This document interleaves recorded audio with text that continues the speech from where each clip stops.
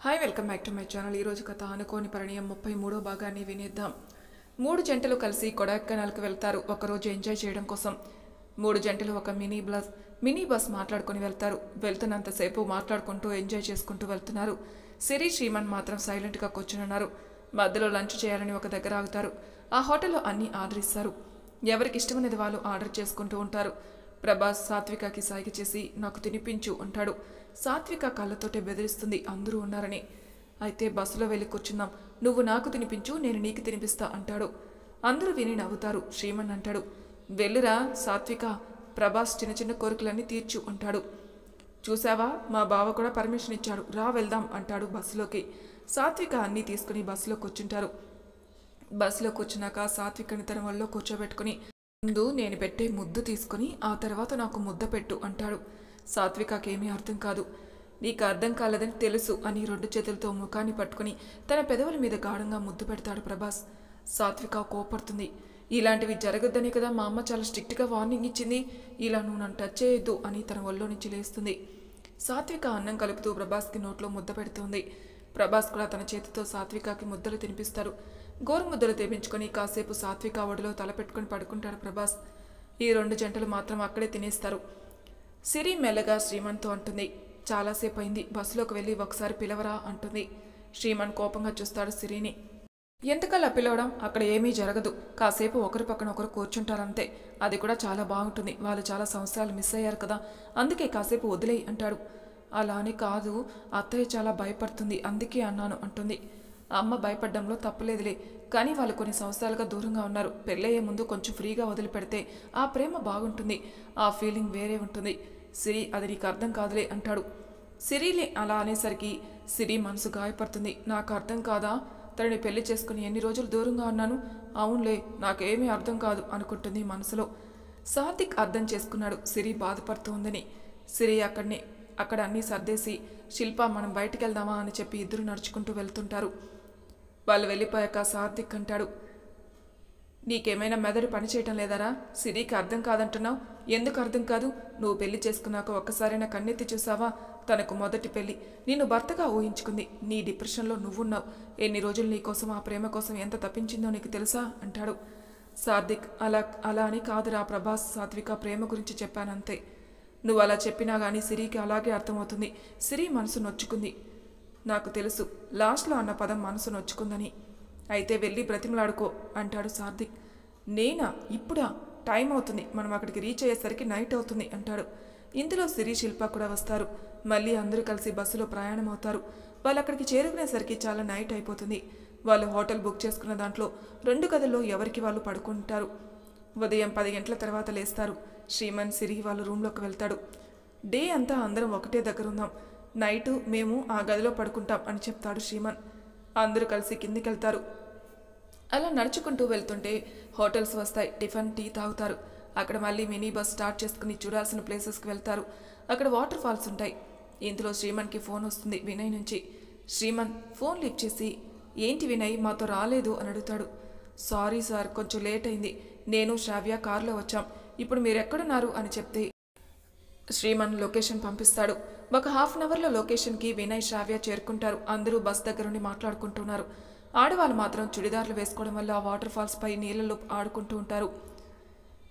వాళ్ళని పట్టించుకోరు, వాళ్ళ సరదాల్లో వాళ్ళుంటారు. చాలాసేపటి తర్వాత వీళ్ళు లేరని చూసేసరికి నీళ్ళల్లో ఆడుతూ కనిపిస్తున్నారు. నలుగురు వెళ్ళి చూస్తారు.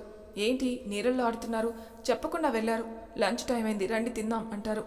సారీ మేము రామ్, ఇంకా సేపు ఉంటాం, మీరు వెళ్ళి తినేసి రండి అంటుంది సాత్విక. సాత్విక ప్లీజ్ రా, రేపటి నుంచి మళ్ళీ వద్దాం, మందరం కలిసి ఎంజాయ్ చేద్దాం అంటాడు ప్రభాస్.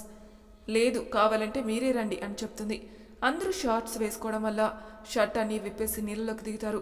అందరూ ఒకరి మీద ఒకరు నీళ్లు చల్లుకుంటూ ఎంజాయ్ చేస్తూ ఉన్నారు. సాత్విక్ మెల్లగా శిల్ప దగ్గరికి వెళ్ళి గట్టిగా హత్తుకుంటాడు. మీద బట్టలు లేకుండా ఉండేసరికి శిల్పకి అదొకలాగా అయి, సాత్విక్ ప్లీజ్ వదిలేయి అంటుంది. ఏంటి నా బాడీని చూసి కంట్రోల్ తప్పుతున్నావా అంటాడు.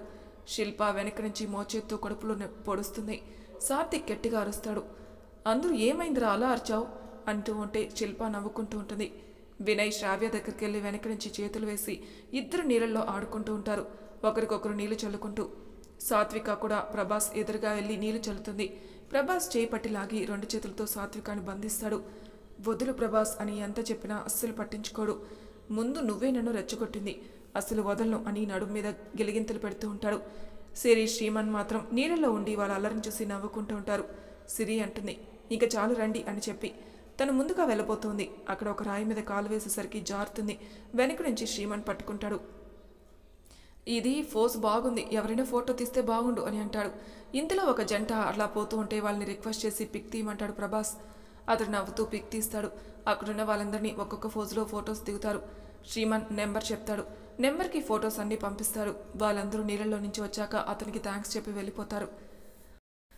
ఆడవాళ్ళు తడిచి ఉండడం వల్ల మగవాళ్ళంతా దూరంగా వెళ్ళి ఎప్పట్లానే టీషర్ట్స్ వేసుకుని షార్ట్స్ ఉండే వరకు అలానే ఆరే వరకు పక్కన నిలబడతారు. ఈ ఆడవాళ్ళు మాత్రం తడిచి ఉండడం వల్ల వాళ్ళ అందాలన్నీ చూస్తూ ఉంటారు. మగవాళ్ళు చూసి చూడనట్టు ఉంటారు. ప్రభాస్ సార్థిక్ మాత్రం తల బాదుకుంటూ ఉంటారు. ఇలా షాక్ ఇస్తున్నారేంట్రా వీళ్ళు అని సిరి చెప్తుంది. మనం ఇలాగే నిలబడితే వాళ్ళు వేరే లోకంలోకి పోతారు, మనకు పక్కకు వెళ్దాం రండి అని చెప్పి కొంచెం దూరంలో నిలబడి కాసేపు బట్టలు ఆరే వరకు నిలబడతారు. మళ్ళీ వచ్చి బస్సులో కూర్చుంటారు. శ్రీమన్ చెప్తాడు హోటల్కి తీసుకెళ్ళమని. హోటల్కి వెళ్ళాక బట్టలు చేంజ్ చేసుకుని మళ్ళీ ఆ హోటల్లోని ఫుడ్ ఆర్డర్ చేసుకుని తింటారు.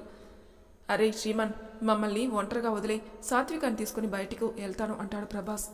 ఎందుకురా, ఇక్కడ అందరం కలిసే ఉన్నాం కదా. లేదు లేదు, సాత్విక నేను స్పెండ్ చేసే చాలా ఉంది అని చెప్పి సాత్విక చేయి పట్టుకుని కార్ బుక్ చేసుకుని వెళ్ళిపోతాడు.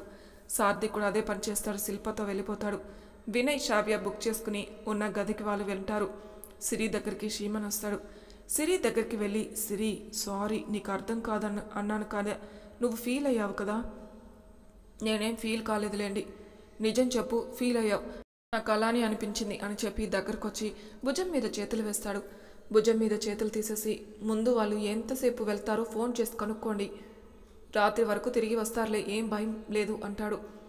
రాత్రి వరకు అవసరం లేదు, మళ్ళీ ఏదైనా జరగడానికి జరిగితే ప్రాబ్లం అవుతుంది. ఎప్పుడు అదే దృష్టితో చూస్తావే, నువ్వు అంతే, అమ్మ అంతే, ఎందుకు అవుతుంది, కంట్రోల్ కొనడం తెలుసులే ప్రభాస్కి, ఇన్ని సంవత్సరాల నుంచి ఆగాడు, ఇప్పుడు ఆగలేడా. అలా అని కాదు, ప్రైవసీ దొరికితే ఎవరికైనా ఆగలేరు కదా అంటుంది. మరి నాకు ప్రైవసీ దొరికింది కదా, నేను అస్సలు ఊరుకోనని చెప్పి గది డోర్ వేసేసి సిరిని చేపట్టి మీదకి లాక్కుంటాడు. మనమే ఇలా చేస్తే వాళ్ళు ఊరుకుంటారా అంటే శ్రీమన్ వినడు. మొత్తంగా తన చేతులతో బంధిస్తాడు. ఒళ్ళంతా ముద్దులు పెడుతూ తనని ఇంకా రెచ్చగొడుతూ ఉంటాడు. సిరి ఎంత వద్దు అనుకున్నా కానీ తను ఏమాత్రం చెప్పినట్టు వినడు. తనను ఒక కొత్త కొత్త అనుభూతులు చూపిస్తూ ఉంటాడు. సిరితో మెల్లగా చెవులో, మన హనుమూన్కి వచ్చినట్టు గుర్తుపెట్టుకో, ఇది మనకు చాలా స్వీట్ మెమరీ అని చెప్పి తనని కవ్విస్తూ ముద్దులతోనే శ్రీమన్ని తన మీదకి లాక్కుంటాడు. కాసేపు అయ్యాక ఇద్దరు లేచి బట్టలు మార్చుకుంటారు. సిరికి అంతా సిగ్గుగా అనిపిస్తుంది. శ్రీమన్ దగ్గరికి వచ్చి, మనమే ఇలా ఉంటే ఎలా, వాళ్ళకి ఫోన్ చేయండి అంటుంది. మనకు పెళ్ళైపోయింది, మన ఇద్దరు కలయిక ఎలా ఉంది అని అడుగుతాడు శ్రీమన్. ఏంటి ఎలా ఉండేది, అసలు ఎవరైనా అలా అడుగుతారా, భార్యాభర్తలు ఎన్నైనా మాట్లాడుకోవచ్చు. సిరి సిగ్గుపడుతూ భర్తతో ఎంత ఇష్టంగా తన తనువుని అర్పిస్తుందో అంత ఆనందంగా ఉంటుంది. భర్త సుఖాన్ని కోరుకుంటుంది భార్య అంటుంది. సిరి అలా చెప్పేసరికి శ్రీమన్కి బాగా నచ్చుతుంది. సిరిని హత్తుకుంటాడు. ఇంతలో ఫోన్ వస్తుంది శ్రీమన్కి. సార్థిక్ ఫోన్ చేస్తాడు. శ్రీమన్ లిఫ్ట్ చేయగానే సార్థిక్ కంగారుగా మాట్లాడుతుంటాడు. శ్రీమన్ కంగారు పడి, ఏంటి సార్థిక్, ఏమైంది, టెన్షన్ పడుతూ మాట్లాడుతున్నావు ఏంటి అంటాడు. ఒరేయ్ ప్లీజ్ రా, నేను లొకేషన్ పంపిస్తాను, అక్కడికి రండి, శిల్పకి బాగలేదు అని చెప్తాడు. శ్రీమన్ కంగారుగా వెళ్ళబోతుంటే సిరి కూడా నేను వస్తానని వెనక్కి వెళ్తుంది. శ్రీమన్ వినయ్కి ఫోన్ చేస్తాడు. వినయ్, శ్రావ్య, సిరి, శ్రీమన్ కలిసి మినీ బస్సులో ఆ లొకేషన్ దగ్గరికి వెళ్తారు. గంట ప్రయాణం పడుతుంది. అక్కడికి వెళ్ళేసరికి హాస్పిటల్లో ఉంటుంది. శిల్ప స్ట్రోలో ఉండదు. సార్థిక్ టెన్షన్ పడుతూ శ్రీమన్ని హక్ చేసుకుంటాడు.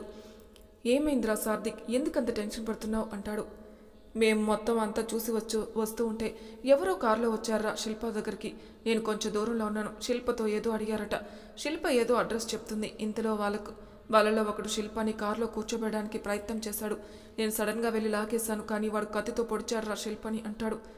వాట్, కత్తితో పొడవడం ఏంట్రా, శిల్పకు శత్రువులు ఎవరున్నారు అంటాడు శ్రీమన్. సిరి కంగారు పడి, ఎక్కడ పొడిచాడన్నయ్య అని అడుగుతుంది. కడుపులో సైడ్కి దిగింది డాక్టర్, 1 ఇంచ్ మాత్రమే దిగింది, ఇంకా దిగితే ప్రాబ్లం అయ్యేది అని చెప్పాడు. ఇప్పుడే పడుకుంది అని చెప్తాడు. శ్రావ్య, సిరి శిల్ప దగ్గరే ఉంటారు. శ్రీమన్కి ఎందుకో భయం వేసి ప్రభాస్కి ఫోన్ చేస్తాడు. ప్రభాస్ ఫోన్ నాట్ రీచబుల్ అని వస్తుంది. ఇంకా టెన్షన్ పడతాడు. సాత్వికకి ఫోన్ చేస్తాడు. రింగ్ అవుతుంది కానీ ఎత్తదు. ఆ నైట్ అంతా అక్కడే ఉండాల్సి వస్తుంది. కానీ టెన్షన్ పడుతుంటాడు ప్రభాస్ సాత్విక రాలేదని. చాలాసేపటి తర్వాత శ్రీమన్కి ప్రభాస్ ఫోన్ చేస్తాడు. శ్రీమన్ ఫోన్ రాగానే కంగారుగా, అరే బావా ఎక్కడున్నావురా, ఫోన్ చేస్తే నాట్ రీచబుల్ వస్తుంది అని అడుగుతాడు. తర్వాత చెప్తాను, ఇప్పుడు బయలుదేరుతున్నాం అని చెప్తాడు ప్రభాస్. నేను లొకేషన్ పంపిస్తాను, నువ్వు అక్కడికి రారా అని చెప్తాడు. ఎందుకురా, హోటల్కి వద్దా? కాదురా, శిల్పాకి చిన్న యాక్సిడెంట్ జరిగింది, ఈ లొకేషన్కి రా అని చెప్పి ఫోన్ పెట్టేస్తాడు శ్రీమన్. హాఫ్ అన్ అవర్లో ప్రభాస్ సాత్విక హాస్పిటల్కి రీచ్ అవుతారు. అక్కడ శిల్పాని ఆ పరిస్థితిలో చూసేసరికి బాధగా అనిపిస్తుంది. శ్రీమన్ బాధగా అంటాడు, అమ్మ ముందే చెప్పింది, ఇప్పుడు అమ్మకి ఏమని సమాధానం చెబుదాం, మీకేం ప్రాబ్లం కాలేదు కదా అంటాడు ప్రభాస్తో. నేను తర్వాత చెప్తాను, కానీ ముందు శిల్పని తీసుకుని హోటల్ రూమ్కి వెళ్దాం అంటాడు ప్రభాస్. కాసేపు అయ్యాక శిల్పకు మెలకు వస్తుంది. కొంచెం నొప్పిగా ఉన్నా లేచి కూర్చుంటుంది. డాక్టర్ దగ్గరికి వెళ్ళి మేము తీసుకుని వెళ్తామని చెప్పేసి వెళ్తారు. అందరికీ భయం వేసి ఒక రూమ్లోని 4 జంటలుంటాయి. బెడ్ మీద కింద అటుపక్కన కూర్చొని ఉంటారు. అందరికీ టెన్షన్ అవుతుంది. శ్రీమన్ కళ్ళతో సైగ చేస్తాడు ప్రభాస్ని బయటికి రమ్మని.